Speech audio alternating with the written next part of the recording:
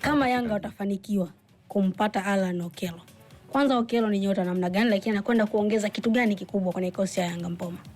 Okello ni mchezaji kwanza wa daraja la juu. Unaweza kusema ni mchezaji wa daraja la juu, ni mchezaji ambaye anaweza kutokea winga ya kulia, ni mchezaji anatokea winga ya kushoto, lakini mchezaji pia anaweza kucheza katikati kama namba 10. Na ni mchezaji ambaye pamoja na mambo mengi ya kumiliki mpira, kupunguza uwanjani, pia ana uwezo wa kuweza kuwa anafunga. Utaangalia amejiunga na Vipers msimu wa 2023, 2023-24 akiwa na Vipers alifunga magoli 2. Msimu wake bora akiwa na Vipers ni msimu wa 2024-2025 uliopita, ambao alifunga jumla magoli 19. Katika magoli hayo alifunga magoli 8 ya penalty na magoli 11 yalikuwa katika kawaida au tunaita open play ambayo alikuwa amefunga. Msimu huu tayari ameshafunga magoli 3 kwenye ligi ya kwa Uganda. Kwa hiyo ni mchezaji ambaye anaweza kuofa vitu vingi. Unajua Vipers walikuwa wanamtumia zaidi kucheza kama namba 10 na amekuwa ndo maana anaweza muda mwingi kuweza kufunga. Kwa hiyo si mchezaji ambaye labda unasema ni wa kubeza, ni mchezaji mwenye sifa ambazo anaweza kukupa kitu cha ziada. Lakini mara nyingi usajili wakati mwingine unaweza ukaja mtu ana namba za juu lakini akafika hapa, wakati mwingine akaingia na changamoto kutokana na ligi anayocheza. Unajua ligi ya Tanzania wakati mwingine ni ligi ambayo unakutana na wapinzani wagumu. Yaani wachezaji ambao wanaweza zaidi kukamia zaidi kucheza, hususan wachezaji wa timu kubwa. Kwa hiyo bado unaona Okello kwa namna yake anavyocheza pale Yanga pia wapo watu wa aina hiyo, kwa sababu wanaye pia Pacome Pedro ambaye anacheza kushoto, kulia, katikati, lakini wanaye Maxim pia Mzengeli anacheza kulia, katikati, kushoto.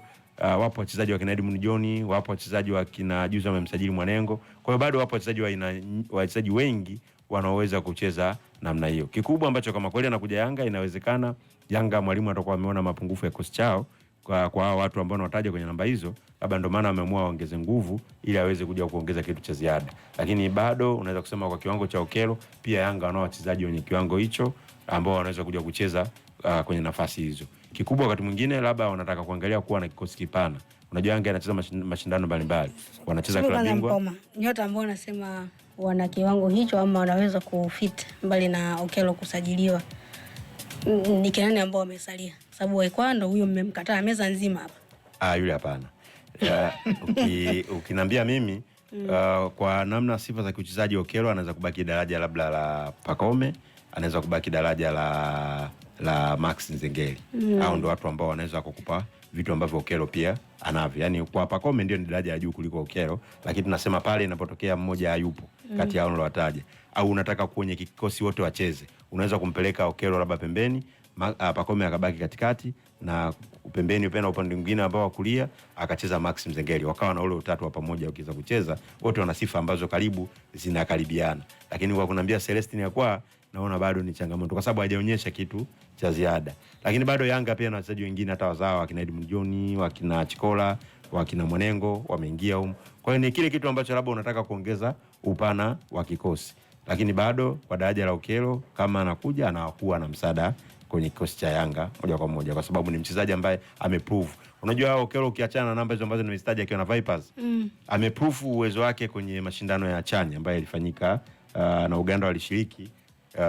Alionyesha ni mchezaji wa daraja la juu. Alibeba sana national team mpaka kufika hatua hadi ya robo finali ambapo ndio walitolewa. Kwa hiyo bado pale alionyesha kiwango. Na wachani ilikuwa ni juzi tu. Kwa hiyo bado huwezi kusema kwamba ni mchezaji ambaye pengine kiwango chake kimedrop.